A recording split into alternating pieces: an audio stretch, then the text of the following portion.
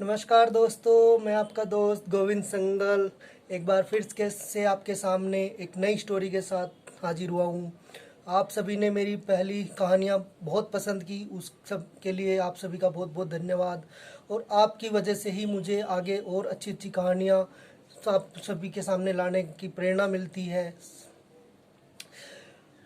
दोस्तों, आज की कहानी शुरू करने से पहले एक चीज़ बोलना चाहूँगा कि ज़्यादातर जो कहानियाँ होती है वो काल्पनिक होती है, लेकिन हर कहानी हमें कुछ ना कुछ संदेश देती है, हर कहानी हमें कुछ ना कुछ सिखाती है। कहानियाँ लिखने का मुझे लगता है कुछ ना कुछ उद्देश्य रहा होगा, यही उद्देश्य रहा होगा कि इन कहानियों से हमें, इन कहानियों के माध्यम से हम कोई ना कोई सीख लें और आगे भी लोग उन कहानियों के जरिए सीख लें। तो मैं आज एक ऐसी ही बहुत ही प्रेरणादायक कहानी लेकर आपके सामने हाजिर हुआ हूँ। आप इस कहानी को ज़रूर सुनिएगा और मुझे पूरा विश्वास है ये कहानी आपको बहुत पसंद आएगी, बहुत अच्छी लगेगी। चलिए दोस्तों, आज की कहानी शुरू करते हैं। ये कहानी है एक गरीब किसान की। एक गांव में एक गरीब किसान रहता था, पास ही उसका खेत था। इस बार उसने अपने खेत में अनाज बोने के कुछ टाइम बाद ही उस अनाज में एक चिड़िया ने अपना घोंसला बना दिया। चिड़िया ने अपना घोंसला बना दिया, चिड़िया वहाँ रहने लगी। कुछ टाइम बाद उस चिड़िया ने उस घोंसले में 2 अंडे भी दे दिए। समय के साथ कुछ समय बाद उन अंडों से 2 चूजे निकले, 2 बच्चे निकले। बच्चे मज़े से उस घोंसले में रहते थे। वहीं से उनकी माँ चिड़िया उनको खाना ला के देती थी और वो वहीं मस्ती करते रहते। बच्चे थोड़े बड़े हुए, एक फसल पकने का टाइम आ गया। फसल पकी, सभी लोग, बाकी सभी किसान अपनी अपनी फसल काटने लगे। इस खेत का मालिक भी एक दिन शाम को अपना खेत के पास आता है, अपना खेत देखता है। वो देखता है, बोलता है कि अच्छा, मेरी फसल भी पक गई है, चलो अब इसकी कटाई का भी समय आ गया है।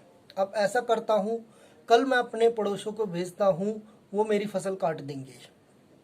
यह कहकर वो चला गया। किसान की ये बात चिड़िया के बच्चे सुन लेती है।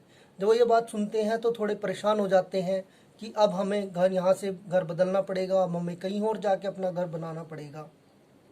शाम को चिड़िया जब वापस आती है तो ये बात वे अपनी माँ चिड़िया को बताते हैं कि आज ऐसे ऐसे किसान आया था और उसने बोला कि फसल पक गई है, कल मैं अपने पड़ोसियों को भेजूंगा मेरी फसल काटने के लिए।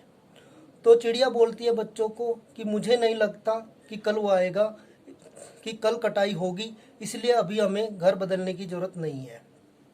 वो निश्चिंत हो जाते हैं और ऐसा ही होता है। अगले दिन कोई कटाई नहीं होती। 2 दिन बाद फिर किसान आता है, फिर अपने खेत को देखता है। वो देखता है कि अरे, फसल की कटाई तो शुरू ही नहीं हुई, ये पड़ोसी मेरे काम नहीं आए। इस बार वो बोलता है कि चलो ठीक है, कल से मैं फसल की कटाई करूँगा, कल मैं अपने किसी रिश्तेदार को भेजूँगा, वो मेरी फसल की कटाई कर देंगे। ये बात बच्चे सुन लेते हैं। बच्चे फिर परेशान हो जाते हैं। माँ चिड़िया शाम को आती है। यही बात बच्चे अपनी माँ चिड़िया को बताते हैं कि आज फिर किसान आया था और उसने बोला कि कल मैं अपने रिश्तेदारों को भेजूँगा और कल से फसल की कटाई शुरू होगी। माँ चिड़िया फिर वही बात बोलती है कि मुझे नहीं लगता कि इस बार भी फसल की कटाई शुरू होगी।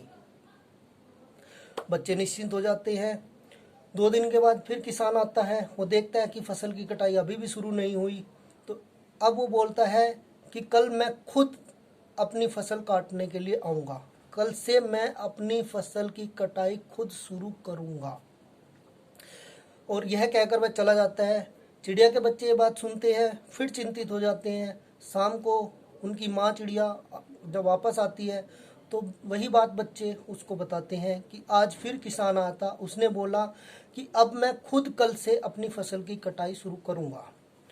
तब चिड़िया वहाँ बोलती है कि अब समय आ गया है कि हमें अपना घर बदलना होगा, हमें यहाँ से कहीं और अपना घर बनाना होगा। बच्चे थोड़े हैरान होते हैं और वो पूछते हैं कि पहले ऐसा क्या हुआ और अब ऐसा क्या हुआ कि पहले तो आपने मना कर दिया कि कटाई शुरू नहीं होगी, अब आप बोल रहे हो कि कटाई शुरू हो जाएगी, अब हमें बदलना पड़ेगा अपना घर। तो चिड़िया माँ बोलती है उनको कि पहले 2 बार वो अब किसी ना किसी के, अपने काम के लिए किसी ना किसी के ऊपर निर्भर रहा। सबसे पहले वो पड़ोसियों के ऊपर निर्भर रहा, फिर उसने कहा कि मेरे रिश्तेदार आएंगे, वो रिश्तेदारों के ऊपर निर्भर होगा।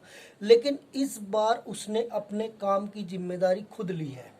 अब जब उसने अपने काम की जिम्मेदारी खुद ली है तो वो जरूर आएगा ही आएगा। और ऐसा ही हुआ, रात में चिड़िया और उसके बच्चों ने अपना घर कहीं और दूसरी जगह बना लिया, वहाँ से चले गए और अगले दिन कटाई शुरू हो गई। दोस्तों कहानी यहीं तक थी। इस कहानी का सार यही है कि हमें अपने काम के लिए किसी के ऊपर निर्भर नहीं रहना है। मैं ये नहीं कह रहा कि किसी की मदद नहीं लेनी है या हमें किसी की मदद नहीं करनी चाहिए। मदद लेना अलग चीज़ है, लेकिन हमें पूरी तरह से अगर हम किसी के ऊपर डिपेंड हो जाएंगे, अपने काम के लिए हम किसी के ऊपर निर्भर हो जाएंगे, या हम अपने काम की जिम्मेदारी या अपनी जिम्मेदारी किसी और पर डालेंगे, तो वो काम या तो हमारा नहीं होगा या फिर उस काम में के होने में बहुत समय लगेगा। इसलिए हमें अपने काम की जिम्मेदारी खुद लेनी चाहिए। यही आज की कहानी का सार है। और ज़्यादातर ऐसा होता है कि हम अपने काम किसी और पर डालते रहते हैं, और आपने अक्सर देखा होगा कि वो काम या तो नहीं होते या फिर बहुत समय लग जाता है उनको होने में, और कई बार तो वो काम ठीक से भी नहीं होते। इसलिए हमें अपने काम की जिम्मेदारी, चाहे वो पढ़ाई की जिम्मेदारी हो, चाहे वो बिजनेस की जिम्मेदारी हो, चाहे वो परिवार की जिम्मेदारी हो, चाहे वो फिर नौकरी की जिम्मेदारी हो, हमें अपने काम की जिम्मेदारी स्वयं लेनी चाहिए। मदद की ज़रूरत है तो मदद हम ले सकते हैं, या किसी को हमारी मदद की ज़रूरत है तो हमें मदद करनी चाहिए, लेकिन पूर्ण रूप से हमें किसी के ऊपर निर्भर नहीं होना चाहिए। यही कहानी का सार है, यही कहानी हमें सिखाती है। चलिए दोस्तों, धन्यवाद आपको कहानी, मुझे विश्वास है आपको कहानी पसंद आई होगी।